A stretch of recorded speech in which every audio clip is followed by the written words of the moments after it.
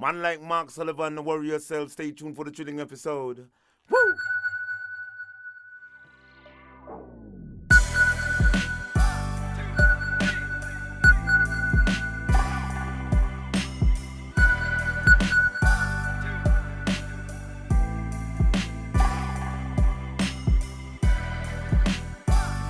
A positive mental attitude can clear away all obstacles which stand between you and your major purpose in life. This is the Snowboard Project featuring Mark Sullivan and the Bead. The Snowboard Project. The Snowboard Project. The Snowboard Project. Welcome back to the Snowboard Project. I'm Mark Sullivan. And I am the Beav, and back at you with another episode. We got a good one today, Sully, huh? I think it's going to be a good one. We're going to have to wait and see, though, because it could be terrible, too. Oh, man. I hope not. I hope not, too. Well, who do we have today? Yeah. You want to introduce him? Okay, so we have this a legendary female rider, and she has been a professional since about 2002. She's won medals at the X Games. She's won the U.S. Open on multiple occasions, and she's had a multitude of video parts. I'm talking about the ride and vans rider named Hana Beaman. Hana Beaman? Hana Beaman. Hana Beaman. Hana Beaman. I still mess that up like 20 years later. Right out of the gate. Yeah. Everybody does. Oops.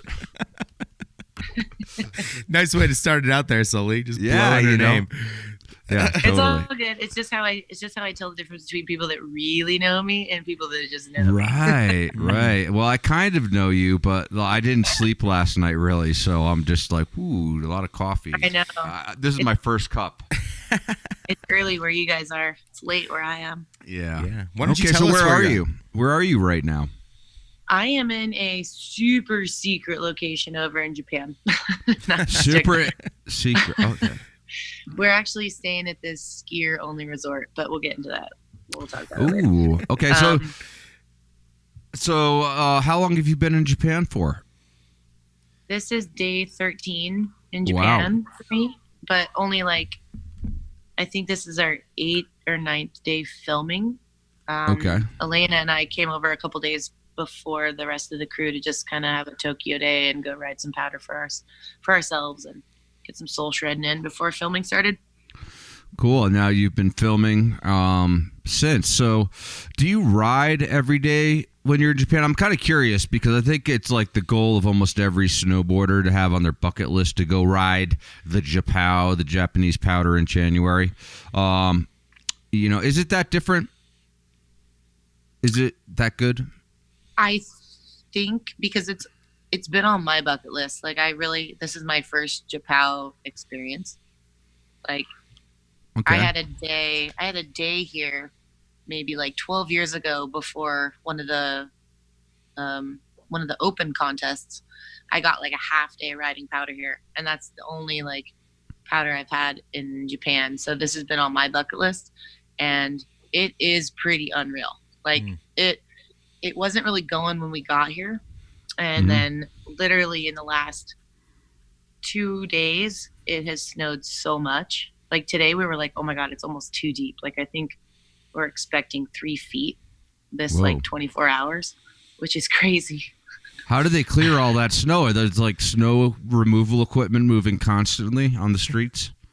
Yeah, there's the craziest man-eater snowblower, heavy equipment, and then yesterday in the parking lot they had backhoes and dump trucks just trucking out snow. So it's full Japao over here right now. I am so stoked on because it's actually I don't know, I guess a little bit of a dream come true to be over here for it. Yeah, I bet. So, this is your first time in Japan for 2 weeks anyway. What struck you when you first got to Japan? What kind of things stuck out in your mind, both being in the cities and then also being in the mountains? How does it differentiate itself from America? I know it's pretty different, but what are the things that stuck out in your mind?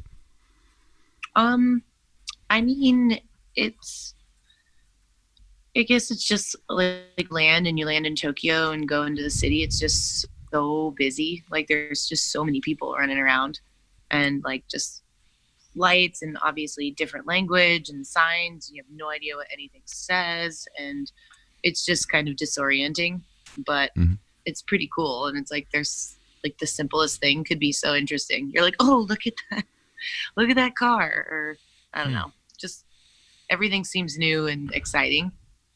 And then you kind of, I don't know, personally, I get my fill of the city, and I'm like, okay, take me to the mountains now. And then once you get up here, it's just kind of like it's like, mountain towns, and it moves a little slower, but I don't know, it's just different. It operates differently. And is Japanese mountain town speed like twice American mountain town speed? If Tokyo is like faster? Just speed, just like the pace of life in the Japanese mountain town is faster than the American mountain town, let's say. Oh. Is it? No, I would say it's slower. Really? I feel like everything's kind of slow motion, which, like, certain things are slower and other things are faster. But yeah, I think it's generally slower around here in the mountain towns. Like, everyone kind of takes a breath, and like they go in the onsen and they go and have dinner, and it lasts for like 2 hours. Okay. So that's a little different, and yeah, it's just, it doesn't feel as urgent, maybe. Right. So have you been eating a steady diet of sushi? Is that what you eat for breakfast, lunch, and dinner? What's the food like there? We've been eating a lot of rice triangles. I think our rice triangle count is up to like probably like 70 rice triangles. Okay. On this trip. I think we average about two per person per day. I did the math the other day, and I think we were up at like 55 the other day, and it's definitely double, or it's definitely increased since then. So we've eaten a little bit of sushi, but not too much sushi. We had what do we have? We had a really cool, like, traditional Japanese dinner at this onsen that we stayed at the other night. And like here at this place, it's kind of like buffet style, so it's just a little bit of everything. But we definitely have been trying to go heavy on the salads and like sashimi. It's been good. Yeah. Now, I caught a little bit of like your Insta or your live Insta. I think you guys were at that having dinner, but then I just saw this picture that came up that you had tagged Colin and Travis in, and is Travis playing like a flute or something? And you guys are in traditional Japanese garb. What's going on in this image? Explain it. That image is Travis playing a wood coat hanger like a flute. Okay. And I'm trying to do some weird like geisha dance with him. I put on like the Kill Bill music with like the Japanese flute, and we were just, I don't even know what happened. It was just like a full dance party, like set the mood after like we had this amazing like Japanese dinner, and then we all partied in our room for like an hour and drank beers, and then we all hit the onsen. So it was pretty good. I think I caught some of like your dance party a little bit on one of the lives a couple days ago. It's pretty funny. Yeah. Okay, so tell me just about the crew that you're out there with, and how filming's been. And can you talk about what you're working on? Or yeah, it's a project we're working on for Elena Height. She's doing a video project with TGR, and we basically kind of came out here. It's something she's wanted to do, is to come out to Japan and ride the powder here, because I mean, who doesn't? And it's kind of a 3-part series, starting here in Japan, then going, I think, back to like Tetons, Jackson area, and then eventually Alaska. Yeah. And it's kind of just following her shift from being a half pipe contest rider into doing a little more backcountry and filming based. So what's your role in all this? Are you the mentor? Are you another rider along for the ride, having a part? I mean, how do you fit into her movie, her series? I am kind of coming in, I guess, as a mentor, just kind of, I guess, I was one of the first people to kind of get Elena out into the backcountry, like around Whistler on a snowmobile, and we tried to shoot some stuff, and she's filmed a little bit with us for Full Moon a couple years ago, and I've just been stoked to get her out and kind of expose her to that backcountry world, like I was exposed to like filming in backcountry years ago. So so she asked me to be a part of it, to kind of come out here and just shred and have fun with her, and kind of I guess share my knowledge and tag along for a fun ride. Cool. It seems like a lot of riders kind of follow a similar track that you've taken, because you were a contest rider when you first started. And then you kind of graduated to the backcountry, and I'd say most riders today know you as like a backcountry rider or for your film parts, than the fact that you won the U.S. Open slopestyle. And so what was that like? Like, how did you get into the backcountry? Was it peer pressure from people around you in Mammoth, or how did you get into contests and then make the transition out of them? I mean, I obviously got into contests because that's what everyone, like especially females, I think, had to do at the time to kind of get a name for themselves and get noticed. And I enjoyed it. Like I feel like it was challenging, and I had a good time doing the contests. But after a while, it kind of got a little monotonous, and I felt a little maybe claustrophobic and whatever from it. And like I said, it was super fun and I loved it, but I also had been kind of exposed to backcountry and snowmobiling and filming through Travis Rice, who not a bad mentor.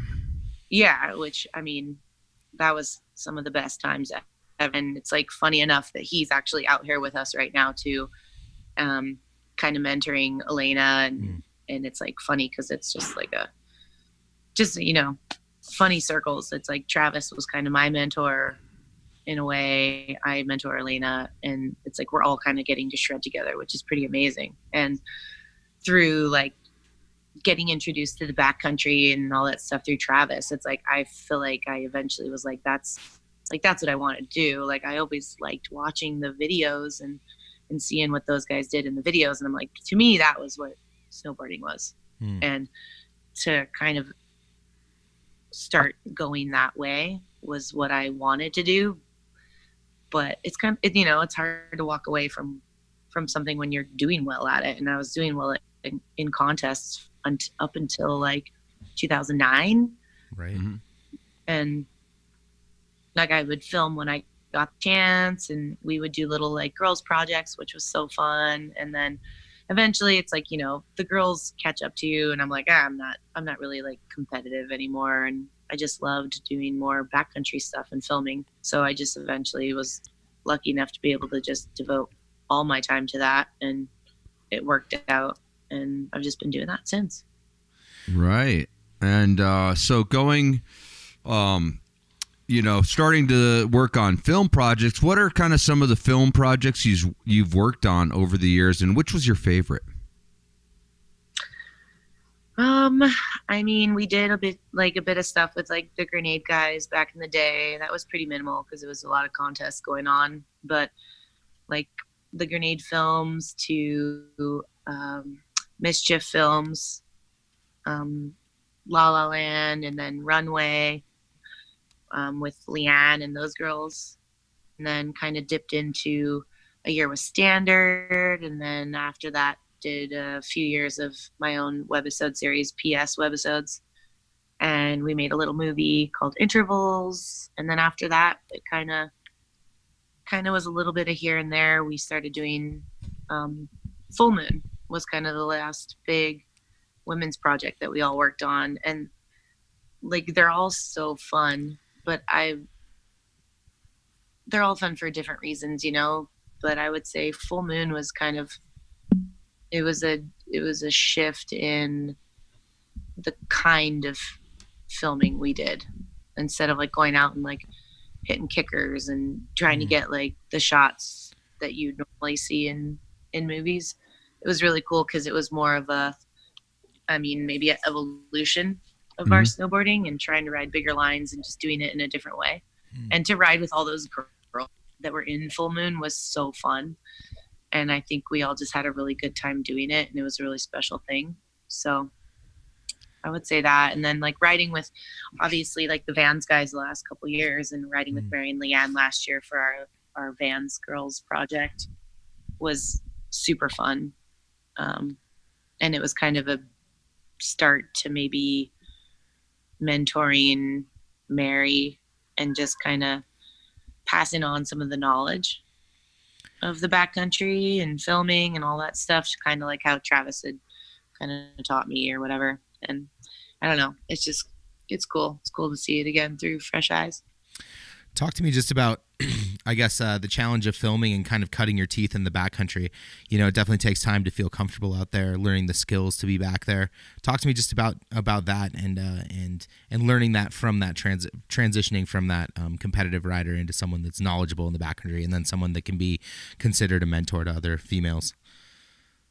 Yeah, I mean, I feel like I remember a lot of the stuff that I went through, like learning how to ride powder and film and all that stuff. But I think you forget a lot of that over the years. And then getting to ride with Mary and Elena and like the girls that are starting to get more into that, I like realize all these things that I had forgotten I had learned. Like it took me a solid like 2 years of trying to like hit jumps into powder until I actually landed and like got a shot. Right. It was like so much trial and error, and it was just like really finding your legs, like finding your feet in like riding powder. It took me so long, and I just kept giving her, and eventually like the day that I landed and was like, oh my god, I just like I got a shot. I was so excited.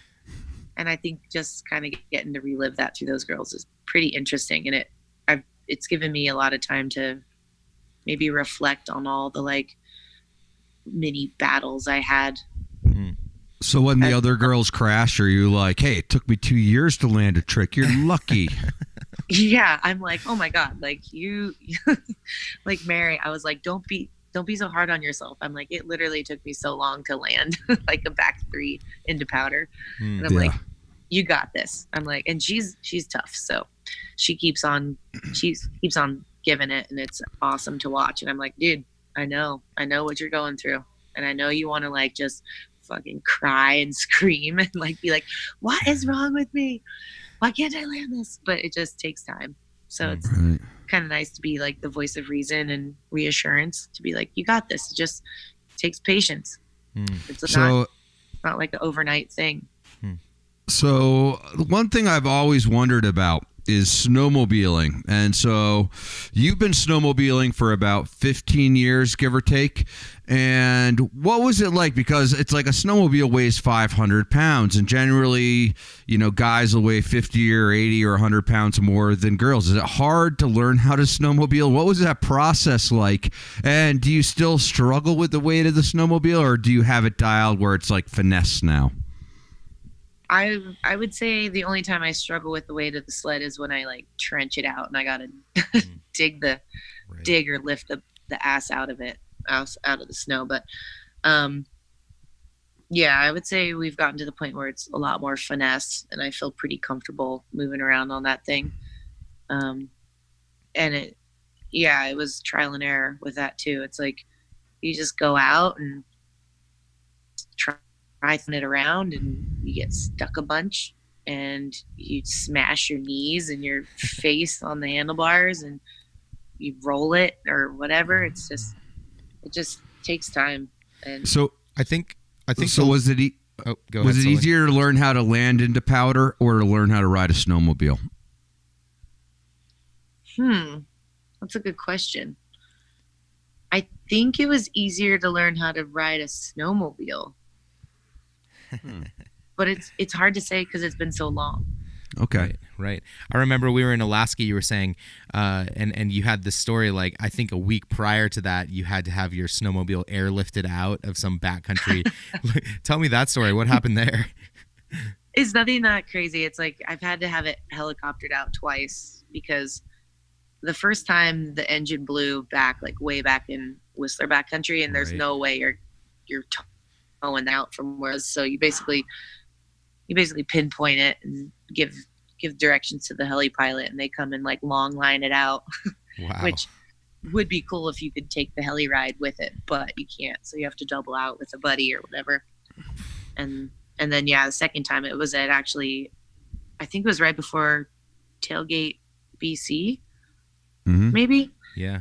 And we had just gotten out past like this one zone that you just would not have been able to tow it. And my chain case completely exploded. There was like pieces of metal and grease everywhere. And I had to have that long lined out, but it's not from anything exciting. It's more machine malfunction, but yeah, that'll ding you a good $400 to $800 for one of those retrievals. That sounds cheap to me, actually. Yeah. Okay, what's the worst you've ever been stuck on your sled? Tell us a story about getting stuck. Because I think we've all done it. Oh yeah. I do it all the time still. Yeah, I mean, if you're not getting stuck, you're not trying, right? So it's like, I think maybe one of the worst times was when maybe we were I was still living out in Salt Lake, and we went out into the Uintas and was out there with a couple buddies, and I decided to go off and like look at this one zone by myself. And I was like cruising up this gully, and then I ended up suddenly basically launching over a couple of downed logs, and like the sled ended up between these logs in this gully, and I was like, oh no. Like, and you're by yourself. By myself. Oh man. By myself. I'm only like maybe 100 to 200 feet off the cat track, like above the cat track, but they wouldn't have seen me. And I was just like, oh fuck, I gotta get myself out of this shit. And so surprisingly, I like done it for anything and was able to get out without having to like walk down to the road or radio for help. But I was like, oh man, I could have really hurt myself or gotten in trouble that way. But did you tap into some superhuman strength to get the sled out? Yeah, I definitely tapped into friggin' wrestler strength, where I was like lifting the ass end or like hauling the like skis around to try and get that thing into a better position. Yeah. / throwing my back out. That'll do it. Let's go ahead and rewind a few years here. Almost 20 years ago, you were a Southern California girl. You grew up riding Big Bear. Correct me if I'm wrong. And you kind of I think you landed in Mammoth right around 2000, maybe at the times that a lot of different pros landed there. And I remember hearing your name around Mammoth. Maybe even met you with Lane Kanak. Talk to me about those early days, kind of coming up, snowboarding in Southern California, and then landing maybe in those times with all those Grenade guys around those years. Oh, yeah. So funny. Yeah. So like growing up in Big Bear, like I was definitely a Snow Summit kid, just riding like West Ridge and Ego Trip and shredding the park and just jibbing rails and stuff. And definitely just got super stoked on snowboarding and was like, that's what I want to do. And I tried to do some like pro events. Like, I did a bunch of amateur events like USA Nationals and did well with that, and tried some pro events. But man, I think my nerves would just get the best of me, and I would just eat shit. And kind of wasn't in a position to pursue that quite yet. So I went to college in Tahoe at Sierra Nevada College. Right. And that's where I randomly, Kevin Casillo, who is now my Vans manager, was going there as well. And I had met him and Danny and Lane and Kyle and like all those guys out in Waterville at Junior Nationals the year before. So it was like, oh my God, I know you. Like, cool. And you like snowboarding. So we became friends, and we would end up like driving down to Mammoth and hanging out with Lane and Danny and Kyle and all those guys and shredding on the weekends when we weren't in school. Sure. And we ended up snowboarding probably a lot more than we were doing like schoolwork and all that stuff, which sounds familiar to a lot of us. Right. Exactly. Yeah. And I like to give Kevin shit because he's like, oh, Hana's the only reason I passed like the first year of college. Really? I'm like, yeah, you owe me a grade or two because I definitely like saved your butt on a paper or like a class project or two. So, we got that. But yeah, we just ended up hanging out down in Mammoth a ton, and eventually I was like, we got into, or they had Super Park there that year. Right. And all the guys, I think, vouched for me, and Bridges allowed me to come ride Super Park. And I had a great time riding in like my I don't even know what kind of pants I had, and like my thrift store jacket and no gloves, and just shredding around with those guys. And ended up getting a contract or two.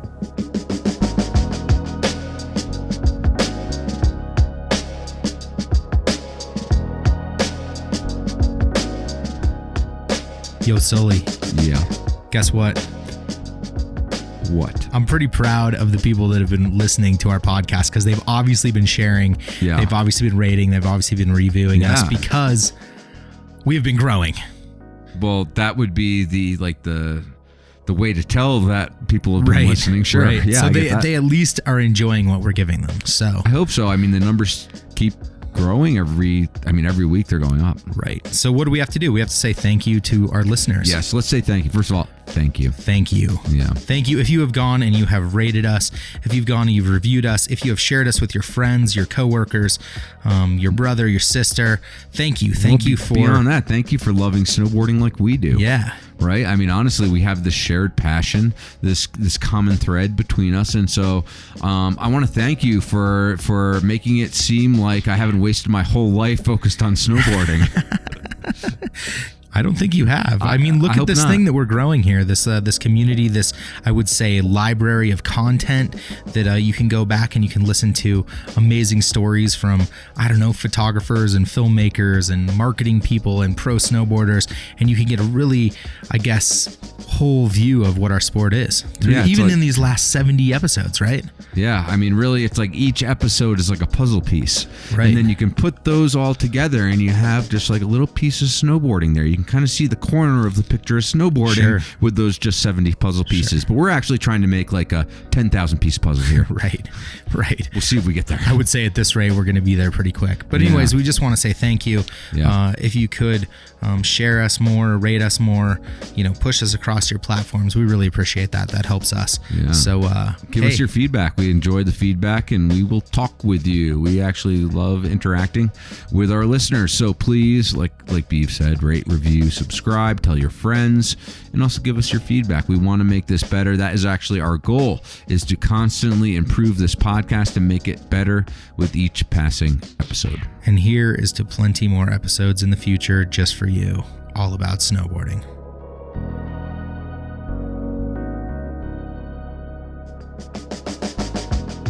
So was there a moment that you realized this is what I'm going to pursue with my life? Was there a spark, like a lightning bolt moment, or was it something gradual that evolved over time where you're like, wow, I think I can actually pursue this as a career? I mean, I think the spark was when I was 16 and had discovered snowboard videos. And I was just like, holy crap. It was this whole opening up of possibilities to me.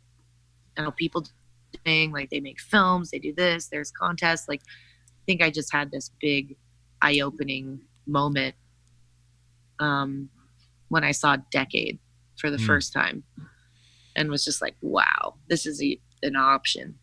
And I think from then the seed was planted, and I did the amateur contests and did well, like USASA nationals, and was like, okay, I can do this. I'm like, I have the ability. And then, but I didn't want to put all my eggs in one basket, so to say. So it's I did that. And then I was like, I'll just go to college and see what happens. And it was kind of funky, because I had been on a rep rider program. And then when I moved to Tahoe, it was kind of I got shut down. So I was like, oh, okay, maybe not. So I was doing school in Tahoe and with all the bros. And then I don't know, I was just so stoked on snowboarding. And I think in the back of my head, I still was there's still a chance. I could still do this. I want to do it. And then it just was so serendipitous that it worked out the way it did. And I'm fortunate in the way that I didn't have to like it all just kind of clicked Mm-hmm. within that year. It all kind of came together, like, and before you know it, I was like flying over to Japan with Rankwit and Corey Grove and TJ Schneider and going on crazy team trips and competing in X Games and riding the backcountry with Travis and stuff like that. So it all happened really fast once it actually like clicked. Were your parents always supportive, or were there moments where they were like, Hana, maybe you should go to school. Maybe you should finish that degree, Did you have that moment ever? No. My parents were definitely supportive that I like went to college, but they were always just super, super down with whatever I wanted to do. They were like, heck yeah, you want to be a snowboarder? That's freaking rad. My parents are more open-minded than maybe most. I don't know. Like they didn't follow the traditional paths that people take. Sure. And they've always been pretty, like, they follow the fun too. Like my parents love mountain biking and windsurfing and doing all this different type of stuff and like skiing and snowboarding. Like they get it. Right. And and they've always been like, heck yeah. Like, and they've been always there to support. It's not like we had a lot growing up. Like we weren't wealthy by any means. And they were just so giving and so supporting, and I think they just wanted me to be happy, and that's what's the most important thing for them. That's really cool. Yeah, it was, growing up where you're a competitive snowboarder, it takes a lot of sacrifice. I mean, can you look back and tell me some of that sacrifice that you saw your parents, and are they stoked at where you've ended up now? I mean, obviously they have to be. Yeah, my mom and dad are my number one fans, no doubt, and yeah, like I guess I kind of think back, and like we lived next to or close to or whatever, I don't know how far, but next to Tom Sims in Santa Barbara when I was a little kid. And I think somehow he found out that we had moved to Big Bear, and that I was like 6 or so, and I think he had started like made his first like kids prototype board that he sent up to the Big Bear for me to give a go. And I had that board for a while, and then I think I had another Sims board that I think he sent down.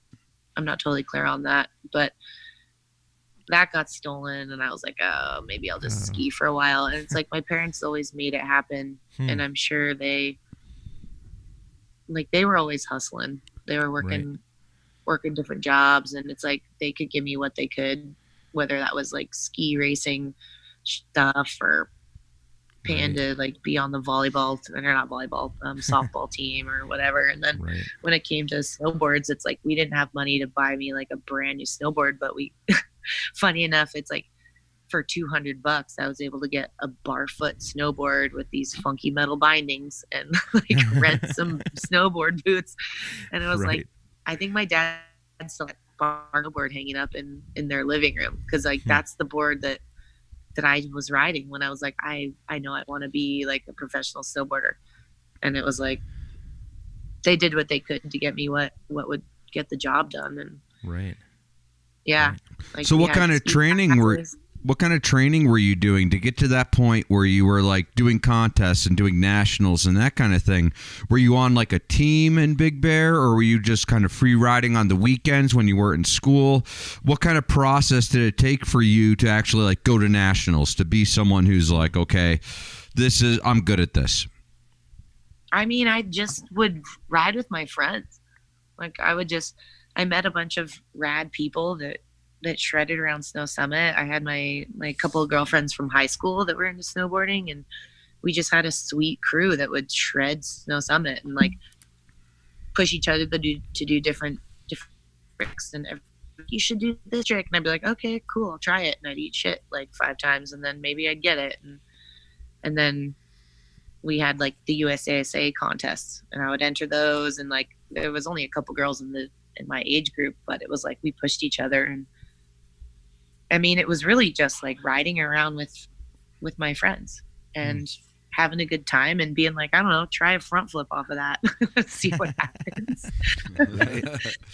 Or I don't know, like breakthrough moment for me was probably learning a backside 5. And I was like, oh, okay, like this is my trick. I can do this. If I can do a backside 5 on a big air, I got this. Like I can be a professional snowboarder. Right. And I guarantee like that got me through the first, like, I don't even know, 5 years of my competitive career, backside 5s, which is And then insane. you went backside 7.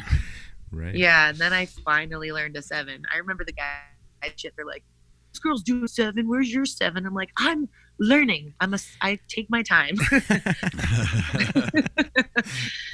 But yeah, like there was no training. It was just going out and shredding and trial and error, man. Lots of ass checks, lots of slams, lots of bruised shins. Were there a lot of injuries along the way? No, not for me. I've been pretty fortunate. Like, I mean, I broke my collarbone the year before I went to junior nationals. I actually qualified to go to junior nationals, but then I broke my collarbone, so I couldn't go to that. And then the next year I went and won, but that was pretty minimal. That was healed in like a month, and it wasn't that bad. And then, you know, just like mild contusions and probably some concussions and bruises and sprained ankles and stuff. And then the only real like injury I had is like my left knee when I did my ACL and stuff in 2006 or 7 or something like that. But yeah, I've been pretty fortunate considering how many times I've eaten shit and how many times I could have gotten really messed up. Right. Like, So do you like stretch every day and do yoga and stuff like that to keep loose and limber and not breaking but flexing? I try. I don't as much as I should. Like this trip, I've been trying to stretch, but it's like I just get lazy and I just lay there. I'm like, you should be stretching right now. I'm just like, no, I'm just warming up and like getting to like zone out for a bit. So, and by warming up, you mean drinking sake? Right. We've had a little bit of sake, but it's been all cold because it's the good shit. Right. Right. But yeah, in the off season I try to do a lot more yoga and staying in. Right. I pretty regularly now I'll put on like a movie and stretch roll for like an hour and a half. After You like use the long roller, days. the roller thing. Yeah. Oh yeah, that thing saves me. Now, 16 years is a long time, and for sure, by any means, and for a lady, I'm sure you've seen so many come and so many go. What do you think? What can you attribute the fact that you've been in the game so long and been a female rider? I would say, arguably at the top for so long in a lot of your different disciplines. I mean, it's probably because I haven't been injured very much. I will say that. And I think that's due to the fact that I don't push myself further than I think I should for the most part. Like, I'm not going to just go off a thing just for instant gratification necessarily. Sure. I think I'm a little more strategic in the big picture, and I don't want to be in pain or broken for the rest of my life. So I try to be smart about that and, just kind of learn things in a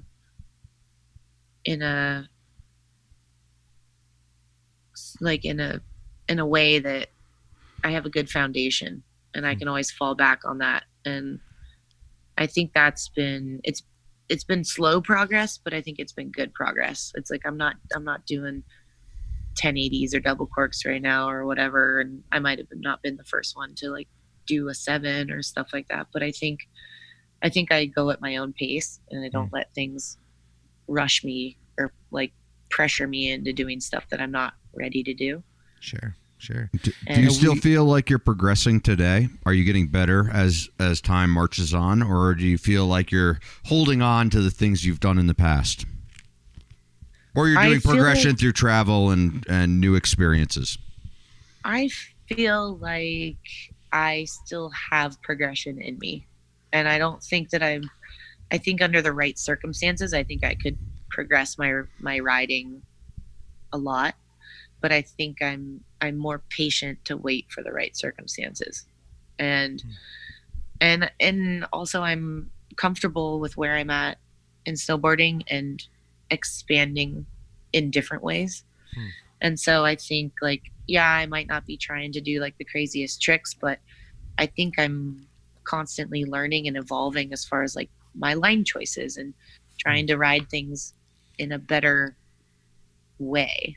So I still am challenged every day, and I don't know if that translates into what we shoot and what we film, but I think I'm still learning, and it's like I'm learning how to ride a line more beautifully than I did last year, or I'm learning just better style still. Like I think it's just constantly evolving in different ways that's maybe more subtle than like the blatant like trick progression or bigger is better progression. So I think I'm just comfortable in who I am as a snowboarder now, and I'm okay with not being like the one that goes the biggest or doing the trick like craziest tricks. Sure. Now over these, last 20 years or so, we've seen just the way snowboarders are, they have to do certain things for their sponsors, or, we have to promote ourselves now on Instagram and across those avenues. Has it been, I want to know kind of your perspective just on kind of a pro in the early years, pre-Instagram, and was it, or Facebook and whatever, and now where we're at, has it been difficult to find support and some of the kind of crazy things that you've kind of had to do or see that thing, I guess, transition over that time? Yeah, I mean, it's pretty obvious that like you can't just be a really good snowboarder anymore. It's like you used to be able to be just like the gnarliest, craziest snowboarder, and you'd have a career or whatever. And I think that's changed. I think now you have to wear a lot more hats as a professional snowboarder. You can't just be the athlete. You have to be the content producer. You have to be more of like a quote unquote personality, like if you will. There's just so many more facets to what we do these days, and we're responsible for a lot more of that. Like now we market ourselves instead of just relying on companies to market us, which gives us a lot more freedom. We actually are, as opposed to like who the company wants to portray you as. So there's a lot of like good things and maybe not as awesome things. Like it's more work on the back end. But if you are, I don't know, if you're motivated and you get that, and you're open to playing those roles, I think it's a really amazing thing still. And I think it's even more authentic than it used to be, because we have more control over how we're presented and our, like the snowboarding that we do. We don't have to like be the monkey that dances for the sponsors. Sure. How did you learn how to be like an Instagram person? Did you have to like go to school, or did someone educate you on that, or was it just gradually over time figuring out how to hashtag the right stuff, or one of your sponsors being like, that was a great post, I'd like a hashtag next time? School, so I could probably go to school and learn a lot about Instagram. Still, I don't know. I'm just, it started as something that was fun, and you could just put up photos for your friends to see, and then it just got all like, oh my god, like all this stuff became more complicated, and like now it's like I look at Instagram as more of a like duty. But it's funny because now the stories are really fun for me. So it's like I enjoy doing the stories. It's more entertaining for me than like I do it, and I crack myself up like with my own stories, and I just love it. It's so fun, and I just hope that other people enjoy them. so you don't know. You don't get to the end of your day and be like, oh my god, I haven't posted anything today. I need to. Travis, here's a hanger. You're going to be playing a flute. I'm going to be doing. Do you ever feel like it's a stretch? You're like, oh god, I have to put up my content for the day. No, I don't think I feel that kind of pressure, but it is funny because it's like I post photos that I like for the most part, and then every once in a while I'll be like, oh, I haven't posted a photo in a while, and I'll go through and I'll be like, this photo's okay. Like I'll put it up there, and it probably won't do well, but then it's like, to my surprise, it's like the ones that get the most likes, and I'm like, what the like how does that happen? I'm like, why don't you people like this photo, but you love this photo? And I'm like, this one was just some random like one-off shot I took, and I'm like, I don't even know why. It makes no sense to me, especially with the new algorithms. I'm like, there's no rhyme or reason. I'm just shooting in the dark. Right. I don't care. Right. So I think that's the thing. It's like I've always done it more for myself than for what other people want. Right. And I think that goes back into how I've been doing it for so long. It's like I'm doing it for me, and that's the joy that I get out of snowboarding. I just feel so lucky to be able to do this for a living because it's so insane. Because I'm like, I just like doing it for me, and I enjoy challenging myself, and I enjoy filming, and I enjoy that process. And I'm just so fortunate that other people appreciate that and want to have me continue to do that, you know?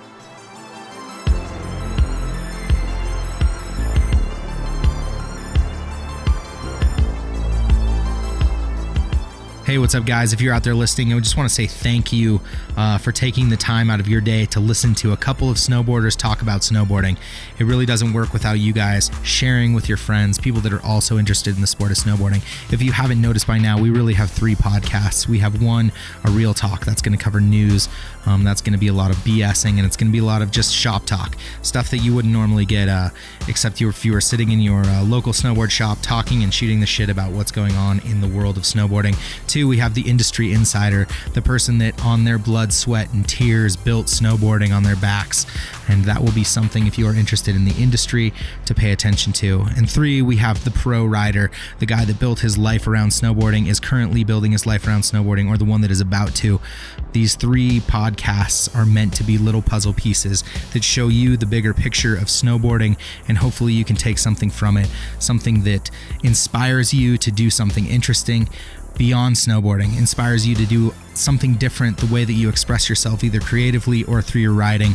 That is the point of this podcast, is to make you think and to create a conversation within our sport. So thank you for listening, thank you for sharing, thank you for rating, thank you for reviewing, and if you have visited our Patreon, no, it does not go unnoticed. Thank you so much. Patreon.com/The Snowboard Project.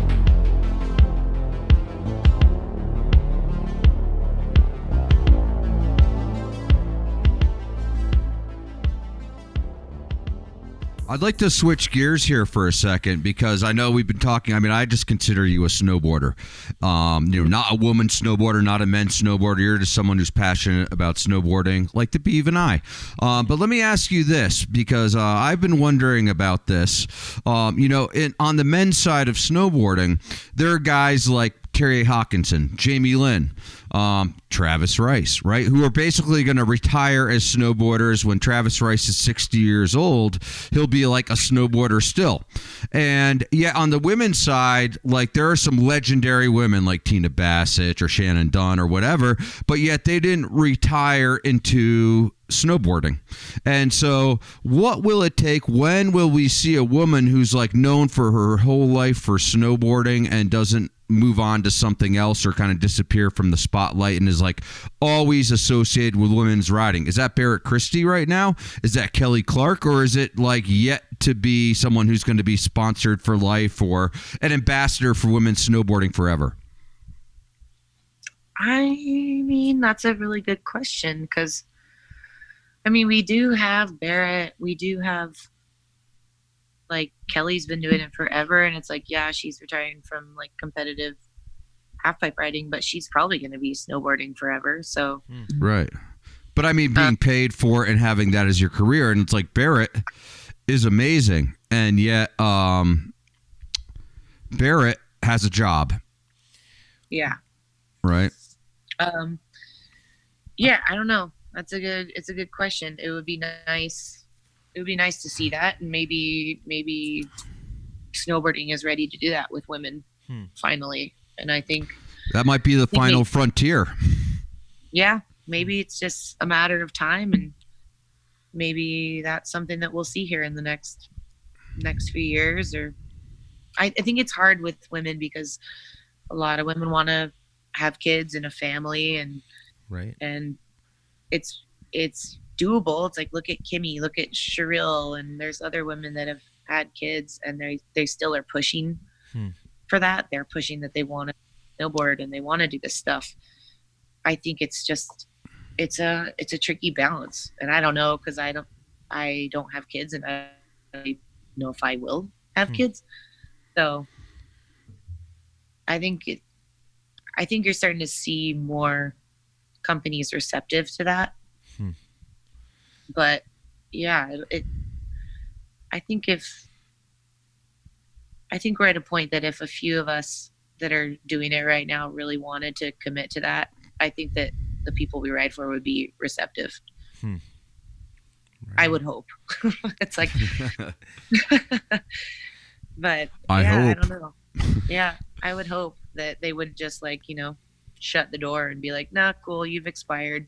We've had enough of you. I feel like it's wise for companies to see the investments they've made in us, and that we don't just disappear if we have a kid or start a family or whatever. Like, I would love to have other things outside of pursue, but still remain a snowboarder and still continue to be a viable person, right? And snowboarding. there's no upper limit to mentorship, right? It's like, I still mentor people. I'm old as hell, Yeah. And so it's like, I think that the path is there for you to be involved forever, and the question is, are the sponsors there? Is the the exposure there, or the followers there to really justify it? Maybe something like that. Well, I would like to think that with women's snowboards and women's like sports in general growing, that would eventually be the case. And I think I think maybe we're getting to that point finally. And talk to me about some of the challenges just as a female in the snowboard world, and what the challenges are or were maybe back when you first started, and what they are now today for a lot of the females that are breaking in or knocking on the door of where you were at when you were 19. Yeah. It's funny because you feel like things really change, but they don't change as much as you I guess think they have. Sure. I think when I started, it was like, the token girl on the team, or we were kind of a side thought, afterthought. Sure. And I think that's changed a bit. Like, I think we've definitely had a lot more girls involved, a lot more women being supported by companies, but we're the first ones, I think, to get cut when the budgets get cut. So it's unfortunate that way.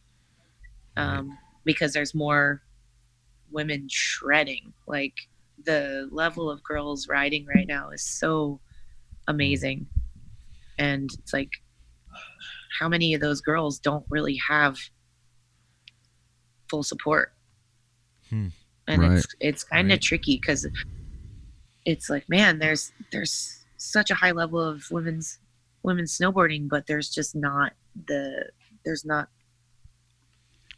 there's not the amount of support that there should be for how good the girls are right now. So do you find yourself endorsing other riders, or are you kind of like, I'm just going to keep my mouth shut because I have some good deals here and I want to keep going? Or are you like, hey, Vans, you should pick up so-and-so? No, we fully endorse other riders. Like, I'm maybe a little more picky about who I endorse, because I take into consideration, like, my endorsement. I want it to be a solid endorsement. So I want to, like, pick somebody that I think is going to have follow through and a good worker, and like be a good fit for the company that I work with. So, Sure. But I will all day endorse, like, those girls that are shredding.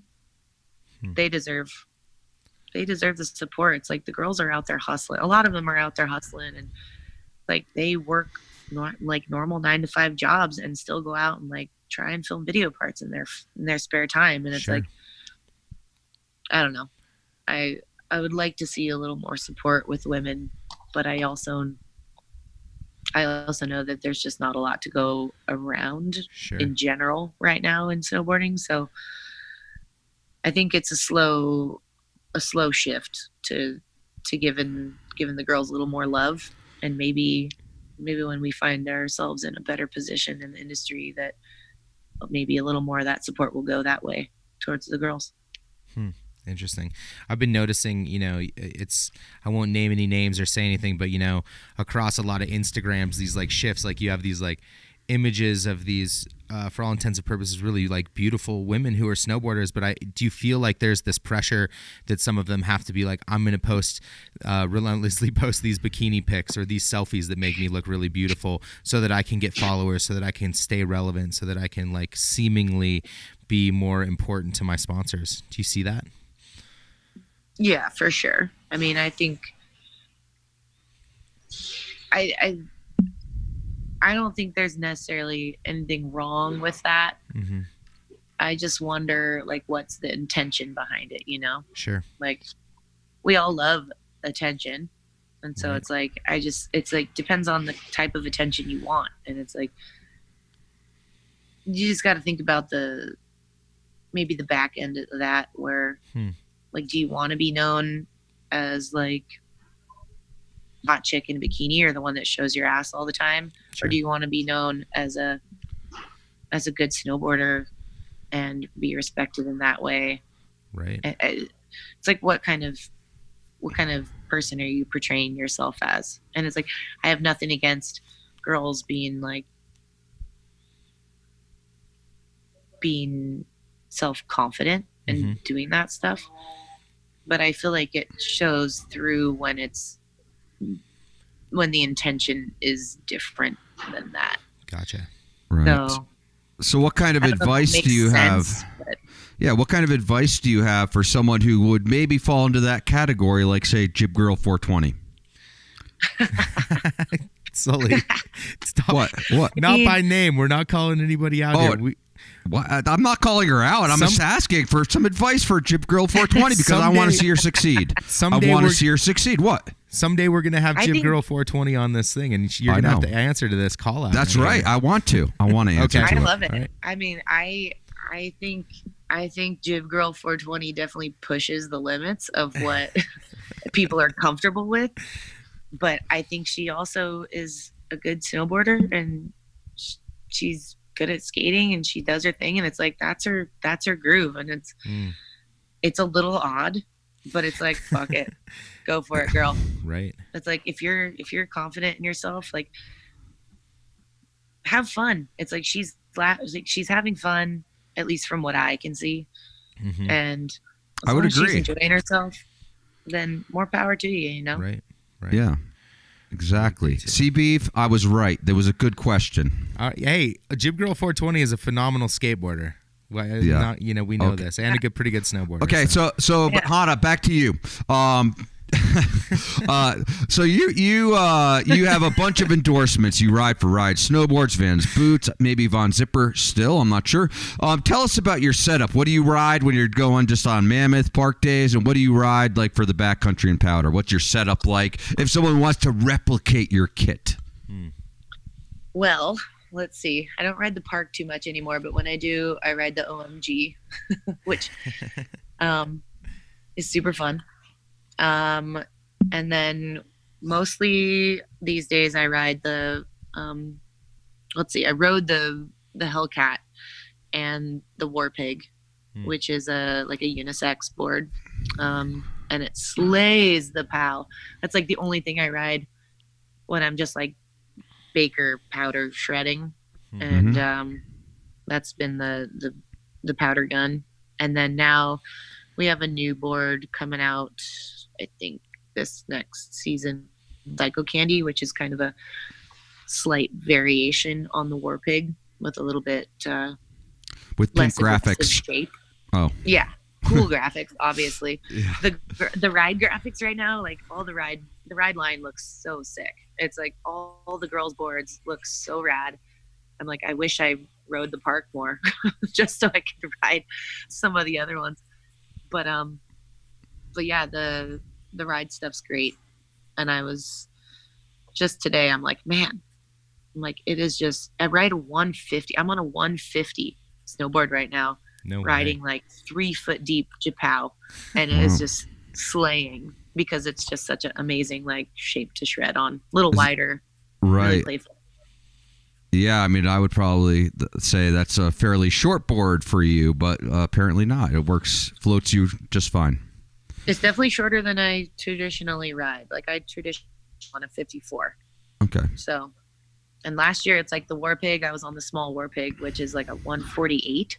Mm-hmm. So it's like just the way that they're shifting the shapes and all that stuff with the boards. It's like you can run a bit smaller of a board, but it still floats amazing in pout. So, Right. What stance angles do you run on your board? Just curious. Oof. Are you duck? Are you, like 55, 45, kind of like an aggressive race stance? What kind of? I'm posy. Okay. No, I'm neggy.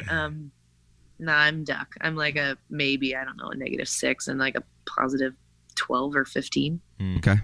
How about bindings and boots? What are you running there? Riding the Fame bindings, and then boots I'm riding Vans, and right now I'm riding the Mary Rand signature colorway of the Farah boot, which is like my favorite boot. It's the one that a signature colorway in 2 seasons ago. And Cool. it's great. It's got a combo lace and boa system, which I love. Call me old school, but I love lacing my boots up, and the boa's pretty awesome too. So as a pro rider, how much gear do you go through a season? Are you going through like a dozen boards and like 3 pairs of boots? Or, I mean, if your job is snowboarding, do you go through gear a lot quicker? No, surprisingly, I don't go through many. I could ride one board all season unless I totally core shot it like I did the other day here. I pretty much put like a shark bite gash down the middle of my brand new Psycho Candy board, which is so sad. But I can go through a season on 1 or 2 boards easily because I only ride the nice soft POW these days, so I'm not getting too much work on them. And then a pair of bindings does me pretty good for the whole season, and I can maybe go through 2 pairs of boots. Okay. Now, Yeah, I don't go through too much. I try to not just blow through equipment because I get lazy and I get comfortable on what I'm on, and it seems to last me through the whole season. So yeah. Now let me ask you something. Ride and Vans, you've been with them for a long time. Do you have the option to give some good input for their women's specific gear or specific snowboards? Yeah. Ride's pretty open to all the feedback we give them. Michael Chilton, who's the engineer over there, is just a freaking genius. And he's kind of the one behind the scenes working on all that stuff with the boards, and Lauren is killing it with all the graphics and the creative over there with that stuff. So they're pretty open. We do a bit of athlete kind of Q&A, like going over the line and stuff like that, and they're pretty receptive to like what all the girls have to say as far as the line goes. And Vans has always been totally open. Like I look back on some of the boots that we did with them, and I'm like, who let me do that? They just kind of let me go free range with something, and I'm like, oh, that was a crazy idea. I'm really surprised they let me do that. Have there been some conversations that have ended up in innovations and things that have really changed, I guess, the game in a specific piece of equipment that you know? I would say, I can't think of any specifically, but I would say the Farah kind of came out of some good conversation as far as like boa and doing the combo of like the boa lace thing. Okay. But yeah, I don't know. There's a lot of conversations, over the last decade, 15, 19, whatever years it's been. But yeah, they're always down to like hear our thoughts and opinions and try wacky ideas, and some work and some don't. And sure. Yeah. Let me ask you, looking at the industry of snowboarding, in your opinion, what's it really doing right, and maybe what might it be kind of doing wrong? Are there things that you see that it might not be going in a direction that you think is good for snowboarding? Oh boy, I don't know. I feel like it's going both ways, you know. Like I feel like there's a part of snowboarding that is just so real and like true to the sport and like the spirit of it. Right. And then there's another part that is kind of got its eyes on like the shiny object and is like distracted by all the kind of like big time glitz. Is that the X Games? Is that what you're referring to? Because that's going on right now. No, I mean, I'm not referring to any like competition or thing in specific, but I just, you know, people want different things out of sports. Sure. Whether it's baseball or hockey or whatever. I think just people want different things out of sports. They do it for different reasons. And sure, I think I snowboard for the reason I snowboard, but other people might snowboard for a more competitive or I don't know, for other reasons. So. The thing is like some people see snowboarding as a sport. Some people see it as a way of life. And I'm definitely on the way of life side of things. Sounds but like you are too. I think some people think about baseball or football or sure. like all those different things. Some people think about hiking as like a this way of life, or some people are like, I can hike this and I can hike that and I did this in this certain amount of time, like mountain bike. It's like all that stuff. It's just different things to different people. And it's like for me, I like the more like lifestyle kind of more, I don't want to say soulful, but like I just like everything that is involved with snowboarding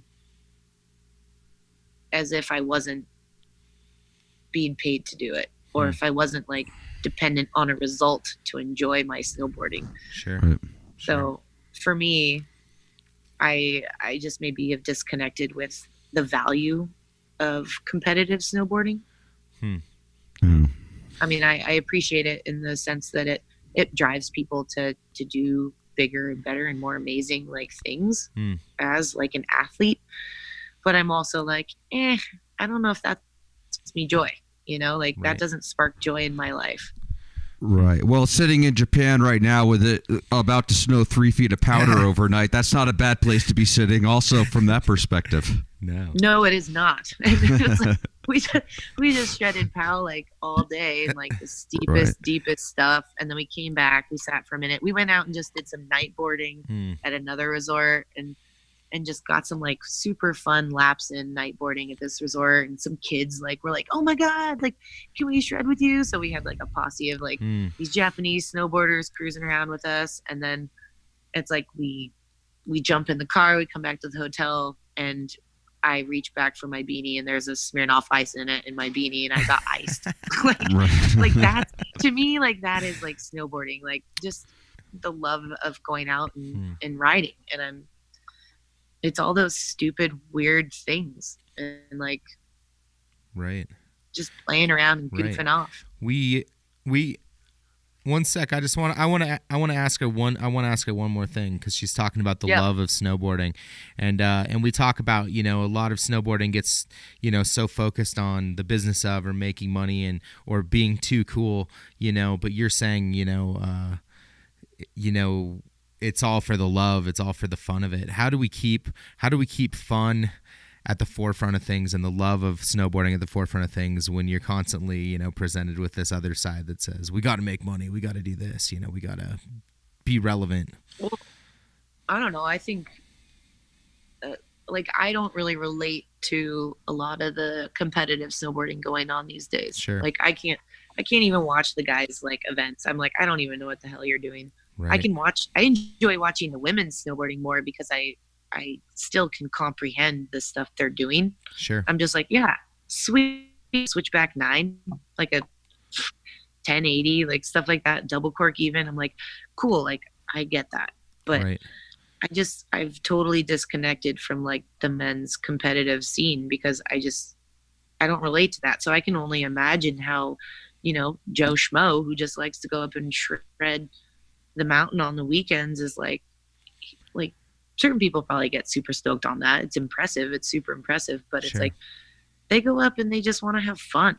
And it's like they want to go push each other like go hit that. They got like a foot of air and they're freaking hyped. Right. And it's like, it's that part that I think we all relate to and why we snowboard. Right. And I think it's like encouraging people to do that and experience that as a snowboarder and feel like they're doing it, like they can go out and snowboard and just make them feel that they're doing it right. Having fun. Right. So that, I don't know, that's my opinion. It's like, I think I've told people this before, but it's like my mom was always like, the best snowboarder is the one having the most fun. And I'm like, yeah, like, yeah, that's kind of been my mantra. It's like, and it's a battle at times. It's like, I love having fun. I have to like remind myself that like, no, you can't just go rip powder laps with your friends. Like you have to stop. You have to film. Right. It's like, Right. I don't know. Right. I love just having fun. I follow the fun.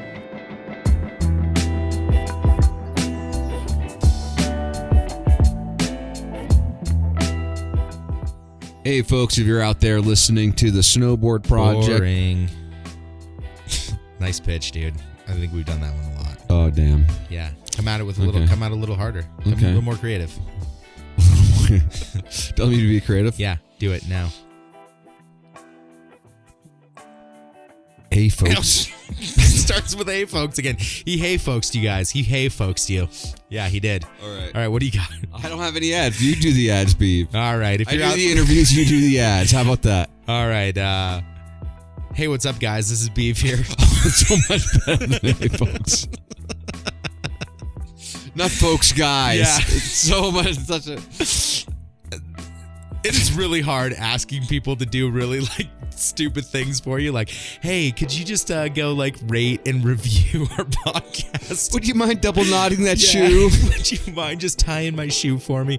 Hey, if you're out there and you really want to help a couple snowboarders out, could you just come to Sun Valley and just tie our shoes? But an easier ask would be Can you tie my boot for me, Beef? An easier ask would be just to go to your iTunes, rate us, review us, help us. And Sullivan's over there crying because he's laughing so hard. Help us out here. We're just a couple snowboarders that want to make an awesome podcast for you. If you can go rate, review us, and hey, if you feel like donating to us, if you feel like giving us, a couple bucks, you can go to our Patreon, patreon.com/the Snowboard Project. You guys rule.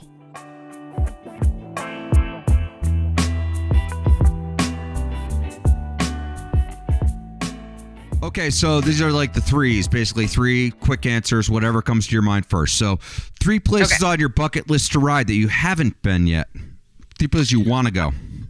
I want to ride. I want to go to Cook City because I hear it's epic jumps and like basically a little sled town. You can just leave out from the hotel motel, jump on your sled, go out, build a bunch of kickers. I would love to do that. Let's see. 2 would be probably somewhere crazy in France, like Chamonix. I haven't been there. Okay. It's a good answer. Yeah.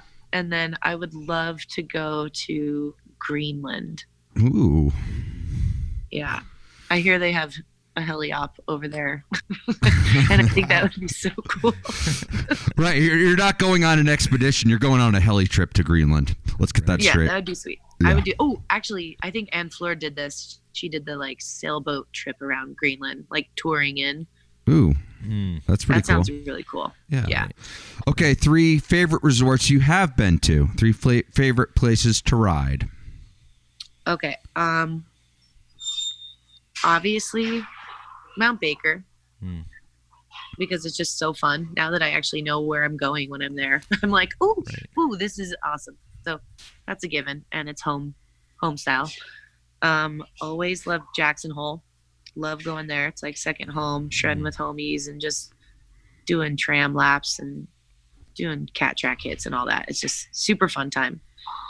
And then, man, like all-time trip to Cortina with Robin and Anne Fleur, and that was just the funnest time. It might not ever be like that again because I think we had a crazy 50-year storm, but man, that trip to Cortina, Italy was just amazing. Cool. Okay, how about three mentors in the sport? Three people you looked up to or inspired you or kind of like helped you along the way? Ooh, all right. I got this. I'm gonna go far back. And man, okay, maybe I'll do easy one first. Obviously, Travis was a huge mentor to me. Tara was a mentor. Just getting to see her shred around, like obviously back in the day she was ruling, and then getting Tara to, like, Takitis. Yeah, Tara Takitis. And getting to like see her in Mammoth and ride with her in Mammoth was huge. I was just like, whoa, like I actually get to like ride with Tara Takitis. Those two. And then man, maybe in an indirect way, Sean Palmer. Ooh, interesting. Just because like literally the first snowboard video I ever saw was a Sims team video, and it was like he was like the one that I was like, yeah, like that guy looks like he's having a good time and he kind of doesn't give a fuck. Right. So I feel like for the first like maybe 8-9 years of my like snowboard reality, it was like Sean Palmer was like the dude. Cool. He's a good role model, I have to say. At least back in the day, he definitely embodied that punk, I'll do what I want to do kind of ethos. Right. Yeah, and I think I've kind of taken a little bit of that with me, you know? Yeah. In the back of my head. All right. Three favorite things to be doing if you weren't snowboarding, you know? If I wasn't snowboarding, I would be I would probably be maybe I'd have like a thrift store or have like some sort of like interior design store. It's amazing. I love thrifting and I have to like stop myself at times. And if I wasn't doing that, I thought about becoming like a park ranger, like a backcountry ranger. Okay. I still think about that, but I think it would be really cool to like be working in the like national parks and just kind of doing something around the park scene. Right. When government shut down, you don't get paid for months at a stretch. So glamorous. Shred powder while you don't have a job. True. Or I don't know, maybe I would just peace out to some sweet warm country and build a little like motel, post up and surf and live that life. Wow, sounds killer. What about okay, how about your three favorite movies that aren't snowboard movies and yeah, give me that. Oh man, okay. Yes, definitely Dumb and Dumber. Yes. Yep, that's the go-to. That will always be maybe my favorite movie. Yes. I really love Bram Stoker's Dracula. Okay. For some reason. Didn't see that one coming. Okay. I love that movie. And then, oh man, there's so many good ones. Maybe Conan the Barbarian. Ooh, interesting choice. What? If you look through my DVD collection, you'd be like, what the fuck? This chick. Okay, how about your three favorite meals, like your three favorite kinds of food, three favorite kinds of restaurants? I will just eat salads all day long. If you ask my roommates, I make like the biggest salads and I could just eat. I love them so much. Any like really good salad. I would do that. Secondary would be, I love Thai food. So I would say a real good like Thai restaurant. I'd be down. And then third would probably be my parents' house because I just love all the food they make. They make super good, healthy food that, you know, it's home cooking. Home cooking. Can't go wrong with that. Right. Okay. How about the three strangest places you've been snowboarding? Ooh. Okay. One is Bosnia. That's strange. Yeah, we went to Sarajevo on a trip down there with Aaron Comstock, Chanel Sladix, and Tina Basic, which was cool. So crazy and so fun. Never thought I'd be shredding in Bosnia, Herzegovina. And then Turkey was pretty unreal. The ride crew. Right. And man, maybe New Zealand. I got to go out for a day in the heli with, I think, Travis and Landvik, maybe. And that was like a super special, awesome treat. And that was pretty awesome. Cool. A little unreal. Yeah. Nice. What about your three favorite video parts that left kind of an indelible mark on you? And I'm not talking about like movies, but like a specific, part in a film that was like, oh man, that was amazing. Talk to me about that. Oh crap. I might look like a total dummy right here because I can't recall a ton of video parts. But, I mean, I would say, what was like my favorite part? I feel like I really liked Jeremy Jones' part in Decade. Okay. Also Vile Loma in Decade. Maybe Tara's from Technical Difficulties. Right. Was pretty badass. Right. Okay. How about? Okay. Do you have one more? Else? Any No, others? that's enough. Okay. That's- Okay. I don't wanna look like How an about like idiot. 3 songs you'd listen to fire you up? Like on the Right. way into the parking lot at the mountain, you're driving and you're like, I need to get pumped up right now. What are like 3 songs you would put on to get fired up? Oh man, okay. What I put on the other day? The other day I put on "Jump Around" by House of Pain. Ooh, nice. I like that one. Yeah, I do it's too. pretty fun. Gets everybody psyched, you know. Yeah. I put on "Bootylicious" by Destiny's Child. which is Okay. pretty funny. Didn't see that coming, but sure. And then what's another one? Really any Madonna song, any like upbeat Madonna song. That's all I think that's all I got. It really depends on the day. I can be all over the place. I can be listening to Iron Maiden and then be listening to like freaking down south gangster rap. It just depends. Right. And then like techno fucking dance music. I don't know. It just depends on the mood. Okay, how about your like 3 best days, 3 most memorable days? Where were they? Who were you with? Oh, 3 most memorable days. Fuck. Today. Today. I remember today. But today was a good day, so it counts. Yeah, it definitely counts. Today was an amazing day. Yeah, let's say today. Let's say the last day of filming in Alaska for Full Moon with that crew, when we basically did our first run down Tomahawk at like 7:30 in the morning, just no warm up, straight to the top of this gnarly run.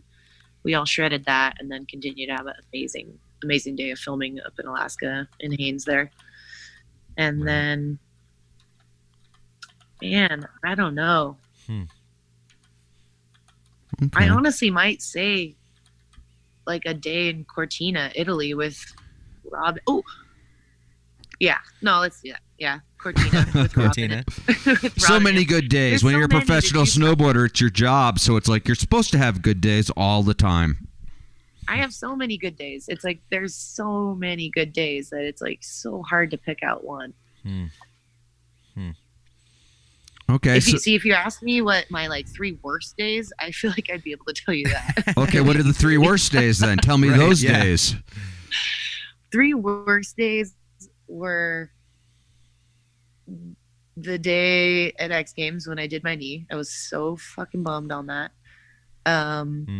Another worst day was probably last year. I probably had a really, really just bitchy day that I was just not having a good day. Couldn't land anything filming for the girls project and was just super, super stupid. And, you know, we all have those days. let's see, another worst day. Oh, another worst day was, it might have been a worst and best day, was during a grenade games back at June Mountain. I full hip piled into a box and thought I broke my hip or femur or something and had the gnarliest contusion. And I still have a dent in my hip, like butt cheek from that. Wow. And that was probably one of the gnarlier days. But then I had a really fun time drinking and partying that night with all the guys, so it might have been a good day.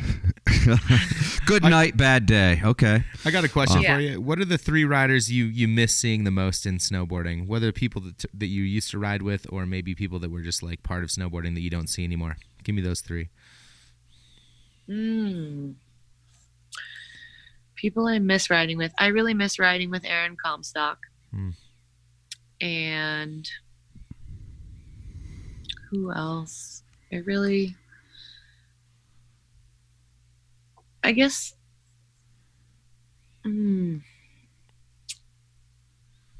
that's tough. Who else? I think I miss riding with Clancy and those guys, like Lane, Danny, Clancy, Zach, Right. like that crew of dudes. And I know it's not one person, but it's kind of a crew to me. Those were the dudes back then, though. Those were the guys. Those were the ones that were leading the charge in the early 2000s when you were first coming up, right? Yeah, and man, we had a good time doing it. So I miss those like good riding days with those dudes. And yeah, I miss riding with Aaron. And who else, man? I miss riding with like,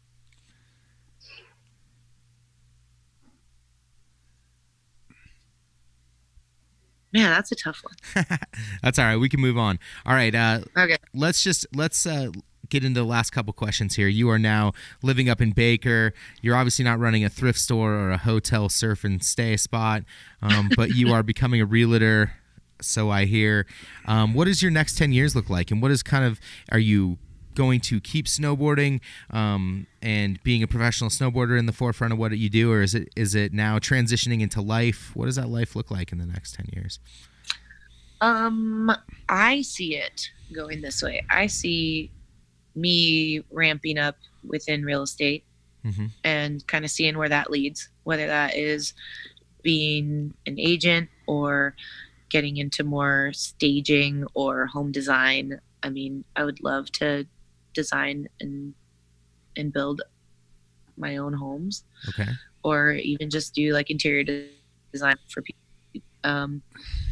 But I don't see that as a replacement for snowboarding. I see that as a supplement to snowboarding. And I see that as taking a little bit of the burden off of my snowboard paycheck and being able to make money and have an income that I can rely on in order to snowboard the way I want to snowboard and ride for the companies I want to ride for and still support them in their support for me. And yeah, continue to go out and film and ride with people and do what I want to do.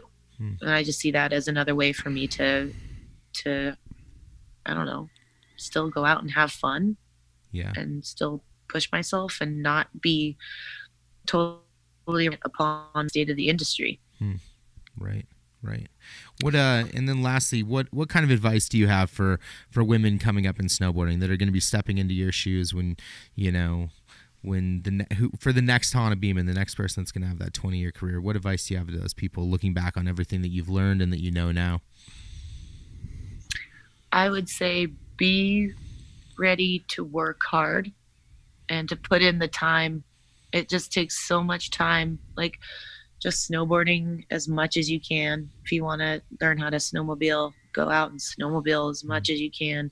If you want to go film, like, go check out spots, get your buddies, film each other. Like, just go do it. be proactive, have fun, and make sure you're doing it for yourself, and like stay true to like what brings you joy in snowboarding. I think that's what comes through, and I think that's what's going to work in the long run. It's not first place. It's not the money. It's what really makes you happy. And I think that success follows that.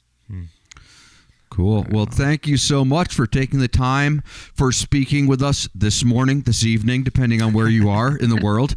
But we really appreciate it. I think this was a really insightful conversation. So thank you. And I hope you have an amazing rest of your trip. How long are you in Japan for till the end? We are here for another week, I believe. Wow. I think, yeah, well, we'll see. It depends on the conditions, but right now it's looking pretty promising because there's a ton of snow, and we got hopefully a couple little sun windows so we can maybe get above the clouds or get out into some alpine stuff and ride some big mountain shit. Cool. Well, have fun. Enjoy the rest of your trip. Thanks for your time. Thank you so much, Hana. I appreciate it. Thank you so much. I hope I hope that's good. It wasn't just good. That was friggin' awesome. Thank you so much. Yeah. Well, thank you guys. I'm honored to be a part of the podcast. So, Right on. Thank you.